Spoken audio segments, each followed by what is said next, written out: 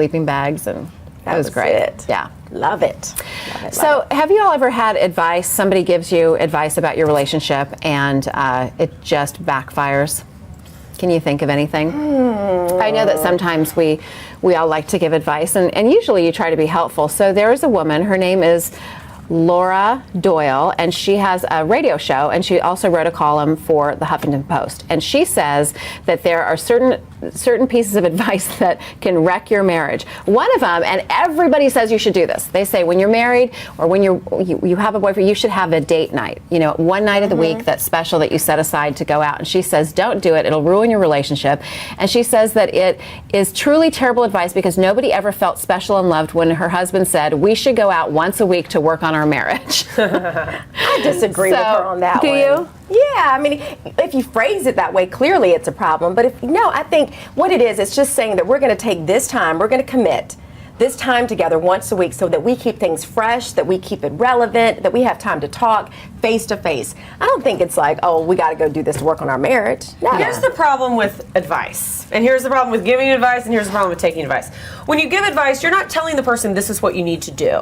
You're saying, if I was in your shoes, here's what I would do. And I think people take advice sometimes too literally, when really, like, that's not the best option for them, because quite frankly the best option for you should be what you decide to do, not what someone advises you to do. Right. It's so like I think an if people are holding other people to blame for the bad advice that they got from somebody, well, you're the idiot that took it, and you're the person that wasn't strong enough to make a decision for yourself. You had to go ask everybody what you should do instead. Like, I have girlfriends like that and friends like that. They're like, what do you think I should do? And I'm like, I think you should do what's best for you. Don't listen to me, because what I would do and what you would do are very different. Right. But if you're going through the same thing over and over, you're repeating the same Then dance. you're insane, because insanity is repeating the same thing and expecting a different result. Okay, excuse me, let me finish.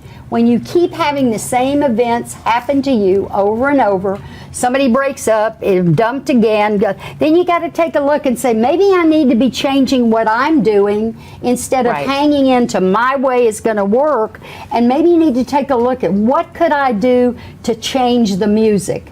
And usually it's not somebody else that needs to change, it's somebody within me that needs to see it differently. The other thing she says is, we are always saying that communication is the key to a good relationship.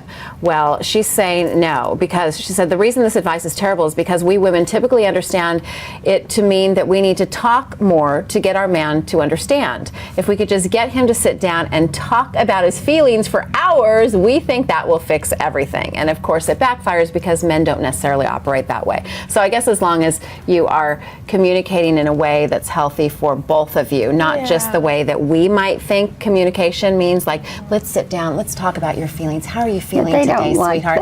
They don't give a care about what feeling they're having at any particular moment. That's right. You know? But you know what's important to them? They want to be heard. Yes. They want to be heard. That's one thing that Emmett always says is, baby, wait, you're not hearing me.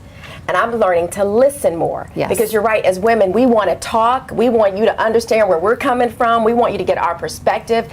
But he said to me, baby, no, you're not hearing me. And when I hear him say that, it triggers me to be quiet and listen. And typically, once he gets it out, it's like, okay, he's cool. Yeah, that's the same thing. No, I mean, it's like it's all right. They just want to be heard. No, I agree that. Right. And Scott says the same thing to me. He's like, you are always talking over me. I can't even finish my thought. And I'm like, have you seen our show? That's what we do.